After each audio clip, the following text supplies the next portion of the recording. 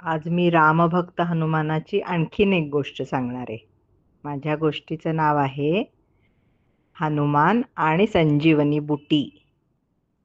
श्रीराम आणि रावण युद्धामध्ये रावणाचा पुत्र मेघनाद याच्या दिव्यास्त्राने लक्ष्मण मूर्छित होऊन रथामध्ये पडला. हनुमान आणि वानर सेनेमध्ये एकच गोंधळ उडाला. बेशुद्ध झालेल्या लक्ष्मणाला शुद्धीवर आणण्यासाठी लंकेतील वैद्य सुषेण यांनी फक्त संजीवनी बुटी उपयोगी पडेल असे सांगितले. ही संजीवनी बुटी म्हणजे दिव्य वनौषधी हिमालयातील द्रोणागिरी पर्वतावर फक्त मिळणार होती. परंतु द्रोणागिरी पर्वत लंकेपासून म्हणजे युद्धाच्या ठिकाणापासून कित्येक मैल दूर होता. उत्तराखंड येथील हिमाच्छादित द्रोणागिरी पर्वतावर जाऊन संजीवनी बुटी आणण्याची जबाबदारी वीर हनुमानाने स्वीकारली आणि त्याने उड्डाण केले. हनुमान जडीबुटी आणण्यासाठी हिमालयामध्ये चालला आहे हे कळल्यावर रावणाने कालनेमी राक्षसाला त्याला अडवण्यासाठी पाठवले.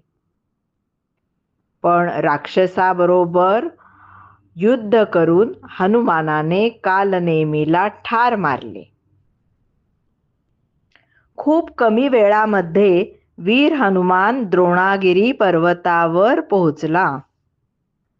पण तेथे तर खूप विविध प्रकारच्या औषधी वनस्पती उगवलेल्या होत्या.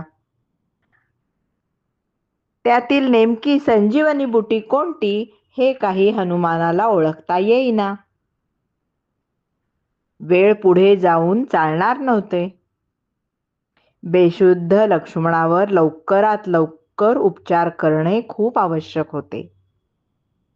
काहीही विचार न करता महाबली हनुमानाने द्रोणागिरी पर्वत दोन्ही हातांवर उचलून घेऊन उड्डाण केले. हनुमानाच्या या अतुल पराक्रमामुळे आणि सेवेमुळे सूर्योदय व्हायच्या आत मूर्छित लक्ष्मणावर संजीवनी बुटीचे उपचार करता आले आणि लक्ष्मणाला जीवनदान मिळाले.